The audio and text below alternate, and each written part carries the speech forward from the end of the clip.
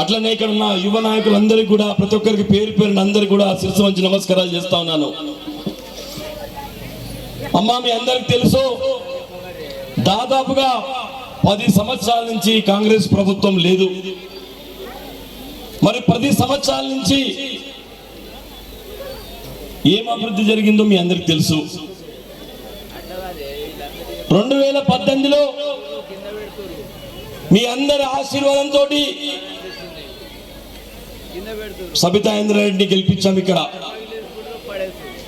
మరి సబితా ఇంద్రారెడ్డి గారిని గెలిపించినప్పుడు ఇక్కడ ఉన్న అమ్మలు, చెల్లెలు, అక్కలు, తమ్ముళ్ళు, వేదిక మీద ఉన్న అందరూ కూడా పెద్దలందరూ కూడా కలిసి మెలిసి ఆమెను చేవెళ్ళ చెల్లెమ్మ అని చెప్పేసి మనం అందరం కూడా గెలిపించాము. గెలిపించిన తర్వాత నెల రోజులు కూడా మన పార్టీలో లేదు. నెల రోజుల తర్వాత మన కాంగ్రెస్ పార్టీ కింద వేసి తొక్కేసింది. మన కార్యకర్తల మీద గొంతు కోసింది, మనకు వెన్నుపోటు ఒడిసింది. అక్కలకు, అమ్మలకు, చెల్లెలందరికీ కూడా వెన్నుపోటు ఒడిసి ఇలా అధికార పార్టీలోకి వెళ్ళింది సబితా ఇంద్రారెడ్డి గారు.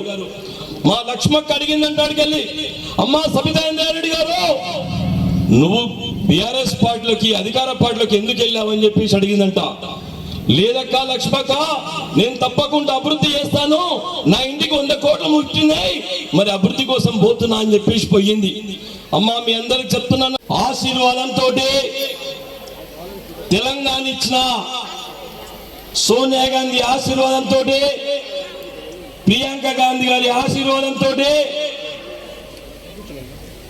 ఆల్ ఇండియా కాంగ్రెస్ పార్టీ అధ్యక్షులు ఖర్గే గారి ఆశీర్వాదంతో, మీ అందరి ఆశీర్వాదంతో మహేశం అభ్యర్థి కిచ్చన్న లక్ష్మారెడ్డి గారు మీ అందరినీ కూడా కలవడానికి ఈరోజు మీ ముందుకు వచ్చినాడు.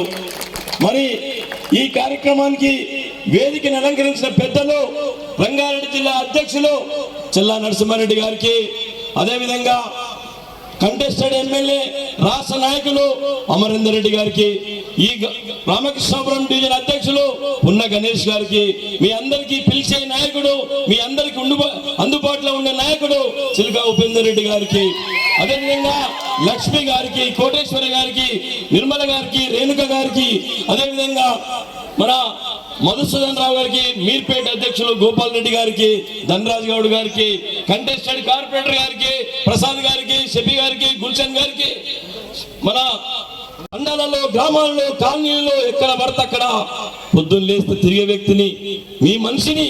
కానీ ఈ రోజు కొన్ని ప్లేసులు చూస్తే రోడ్లు లేవు, డ్రైనేజ్ లేదు, లైట్స్ లేవు, రోడ్స్ లేవు, అధ్వానంగా ఉన్నాయి. మరి ఎక్కడ అభివృద్ధి చేశామని చెప్పి చాలా మంది ప్రశ్నిస్తున్నారు. ఈ రోజు ఏ ముఖం పెట్టుకోని చెప్పేసి ఈ రోజు కారు గుర్తు కోటేయమని చెప్పి సబితా ఇంద్రారెడ్డి మీ దగ్గరికి వస్తుందని చెప్పేసి నేను అడుగుతున్నాను.